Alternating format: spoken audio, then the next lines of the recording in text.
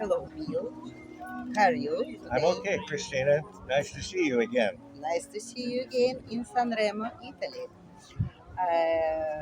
It's a long time been you were traveling after our last project in Bahamas in 2019.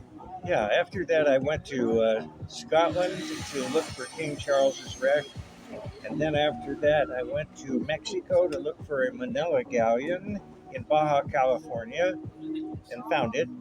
And then after that, I went to the Philippines and stayed for 1.5 years looking for more Wow. shipwrecks and doing a lot of research. So I can see you brought something from Filipinas. Yeah, during my a year and a half there, I would walk the beach after storms, and I would find pieces like this, which are 400 and 500-year-old Ming Dynasty porcelain pieces. Wow.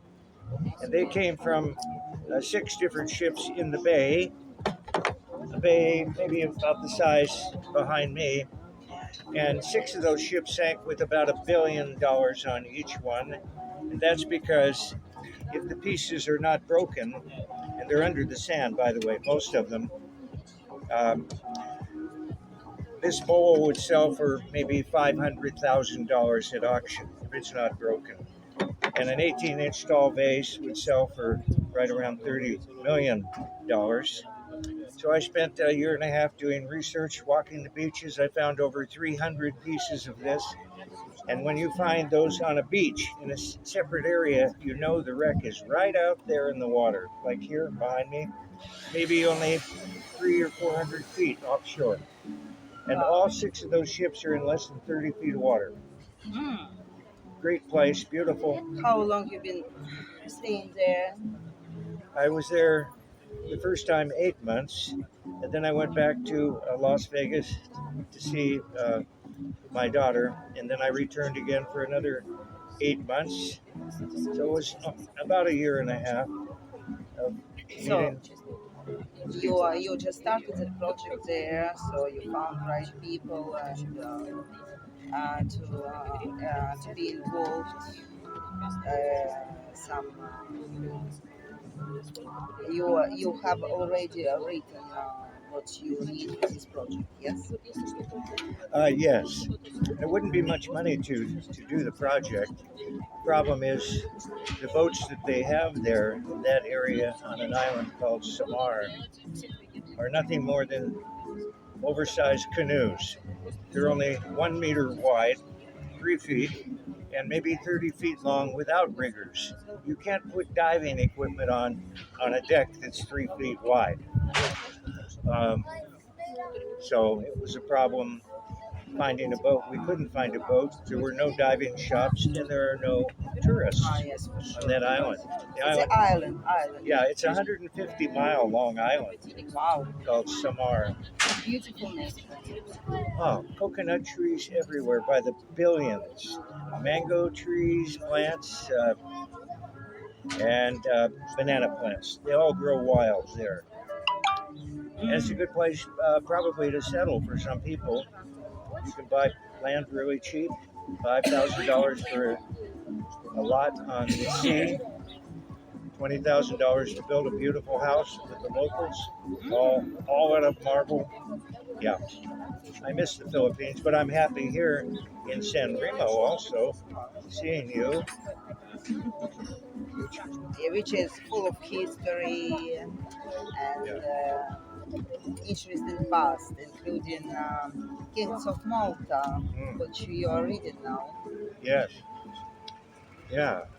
So Sanremo is a special place, and we are going to Siborga, Kingdom of Siborga, in a few days. It's going to be big fiesta there with the King Templars.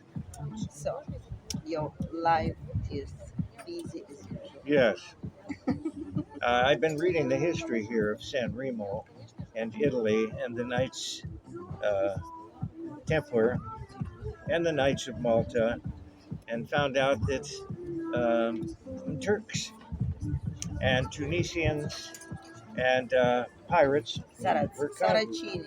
constantly attacking this town.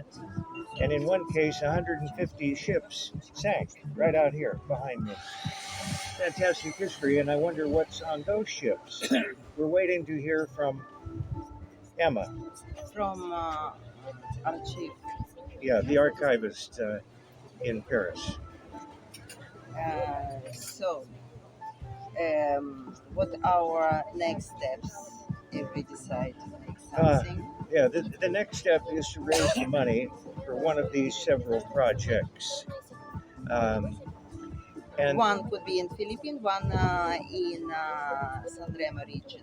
yes, uh, because the ships are in shallow water, less than 30 feet usually, um, it would be maybe $50,000 to $100,000 to work one wreck. That would include buying a boat.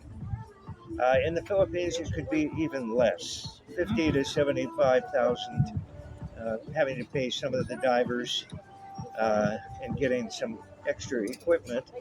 Although we do have 5 diving costumes, scuba outfits. Here in San Remo, it would be the same price. We don't need a big boat, and that which takes us also back near where you and I went 4 or 5 years ago to Mayaguana Island. There's another island I won't name right now because you and I are keeping that secret. And that island has 11 major treasure shipwrecks scattered all the way around the reef that encompasses the whole island. The island is 10 miles long, and at the end it has additional guano island with high quality fertilizer. I remember Guana. And another one is Samana, no? Yes, Samana Key. Yeah. One of my partners is a famous guy. Oh, he doesn't want me to mention his name, so I guess I won't. Don't do. But he invests heavily in shipwreck treasure projects, and he and his team of people recovered 4 tons of gold on one ship 30 years ago. Famous ship in America. Yeah. In America, near California or near Florida? Off of Wilmington, North Carolina. That's halfway between Florida and New York, but far out at sea, 100 miles out. Wow. In 8,300 feet of water, they found the treasure wreck. Wow. It's called Galleon. a ship. Yeah, the ship of gold in the deep blue sea, and it was a California gold mining ship. It carried 1,500 people. Most of them died. Yeah. Which year was it ship? 1858. Amazing. Spanish? American ship. Ah. And it was it was 250 feet long.